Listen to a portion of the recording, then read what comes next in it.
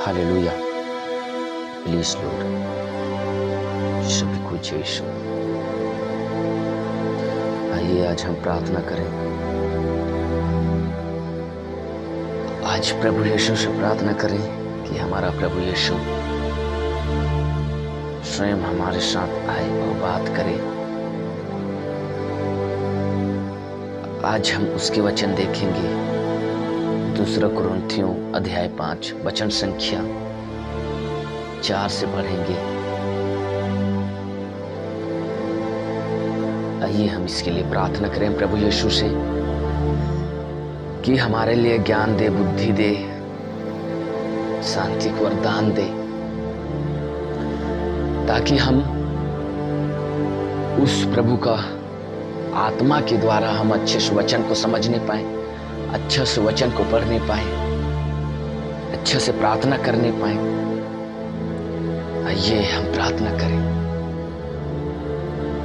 हे प्रभु यीशु, मैं आपको सारी हृदय से धन्यवाद देता हूं, क्योंकि आज पिता परमेश्वर आपने हमें इस वचन को दिया, इस वचन को सिखाया प्रभु, इस वचन को बताया पिता परमेश्वर। हे प्रभु यीशु, हम आपको सारी धन्यवाद देते हैं पिता। हे प्रभु, आप हर एक से खुदा राजा बातें करना पिता परमेश्वर। आज हर एक से इस वचन के द्वारा आशीष मिले खुदा मेरा प्रभु जी। हे पिता परमेश्वर, आप शक्ति देना, बुद्धि देना पिता। और प्रभु जो समस्या में है पिता परमेश्वर, उस समस्या से तू बाहर निकालना पिता, उस समस्या से तू बाहर निकालना हम लोग को प्रभु यीशु। मैं धन्यवाद देता हूँ हे पिता परमेश्वर, मैं धन्यवाद देता हूँ यीशु आपको। धन्यवाद के साथ हम यीशु के नाम से मांगते हैं, आमीन आमीन। Hallelujah, please Lord. आइए मेरे साथ खोलेंगे 2 कुरिन्थियों अध्याय 5 वचन संख्या 4। उसमें प्रभु यीशु इस प्रकार कहता है, और हम इस डरे में रहते हुए बोझ से दबे कहलाते रहते हैं, क्योंकि हम उतारना नहीं वरन और फहिंदना चाहते हैं, ताकि वह जो मरना है जीवन में डूब जाए। हालेलुया। यहाँ प्रभु यीशु का वचन कहता है, हम डर में और ज्यादा जीते हैं, डर में और ज्यादा जीते हैं, लेकिन उसे हम उतारना नहीं जानते, उसे वरन की फहिंदना और जानते हैं। यानी मेरे प्रियो, मेरे कहने का मतलब कि हम जो पाप को करते हैं, हम उस पाप को छोड़ना नहीं जानते, उसे और उस पाप को दोबारा करना जानते हैं। हम उसी को प्रभु यीशु कहता है, और उसी डर में हम जीते हैं, उसी पाप में और जीते हैं, उसी डर में और जीते हैं। क्योंकि जब हम नए कपड़ा लेते हैं, नए वस्त्र लेते हैं, उसे पहनते हैं, साल भर के बाद वो फर जाता है तो उसे वीक देते हैं। वैसे ही हम क्यों अपने संभाव, अपने पाप को, अपने विचार को, अपने सोच को, अपने गंदे आदत को क्यों नहीं वीकते हैं? क्योंकि हमें उसी पाप को करने की और इच्छा है, उसी का पाप को और करने की इच्छा है। क्योंकि हमारा जो चमड़ा है, ये चमड़ा पाप ही से आया है। हालेलुया। आखिर हम पहले प्रभु यीशु की स्वयं की तरह, प्रभु यीशु की तरह हम वो पहला उत्पत्ति अध्याय 1 वचन संख्या 27 में देखेंगे। हम लोग 27 में पढ़ते हैं, उसको हम 27 में पढ़ते हैं। हालेलुया। अब ध्यान से सुने प्रभु यीशु का वचन क्या कहता है। हालेलुया, यीशु की स्तुति हो, यीशु को धन्यवाद। हम उसको उत्पत्ति अध्याय 1 वचन संख्या 27 में देखते हैं, हम 27 में पढ़ते हैं। ईश्वर ने मनुष्य को अपने प्रतिरूप बनाया,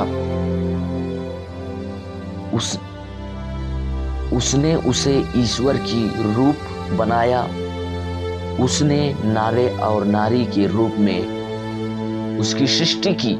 हालेलुया। यह प्रभु यीशु का हम पहचान है, यह प्रभु यीशु हमें पहचानता है, क्योंकि मनुष्य को प्रभु यीशु ने अपने प्रतिरूप बनाया। यानी प्रभु यीशु जैसे था वैसे हम भी प्रभु की तरह थे, लेकिन जब हमें पिता परमेश्वर आदम और हेवा को बनाया, उस समय हम मनुष्य को बनाए तो हम प्रभु की तरह पीतल की समान चमक रहे थे। लेकिन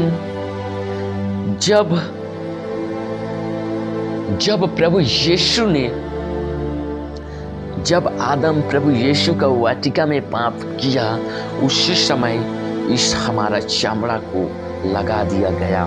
हालेलुया।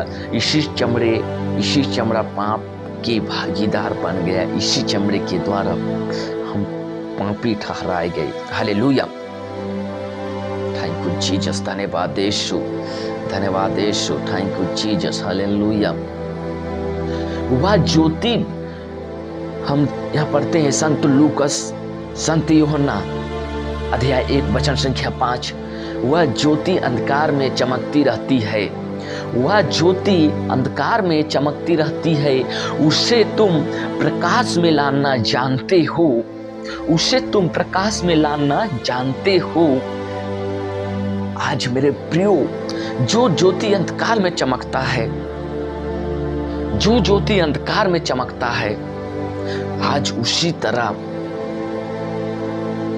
यहाँ हिजकीएल का वचन कहता है, अध्याय 8 वचन संख्या 2 में कल कहता है, और मैंने देखा कि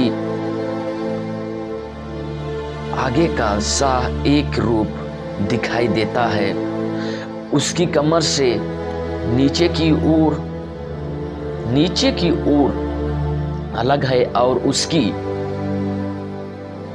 कसन से ऊपर की ओर झलकता हुआ पीतल की इकरसी कुछ है। प्रभु यीशु का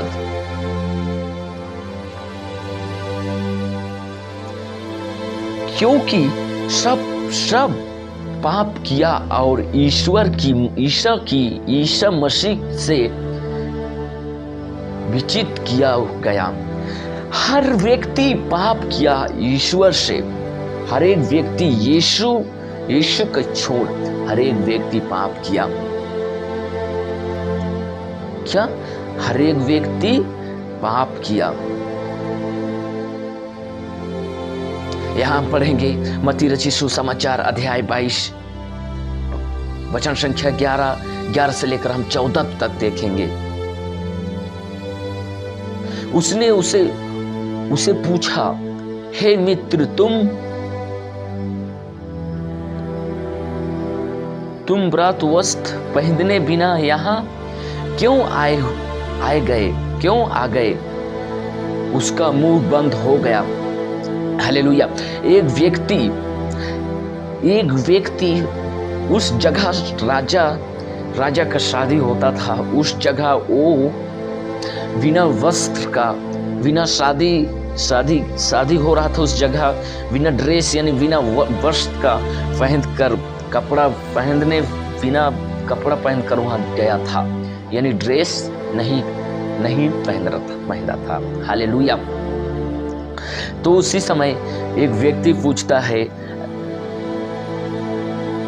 मित्र, तुम्हारा वस्त्र कहाँ है? शादी का वस्त्र कहाँ है?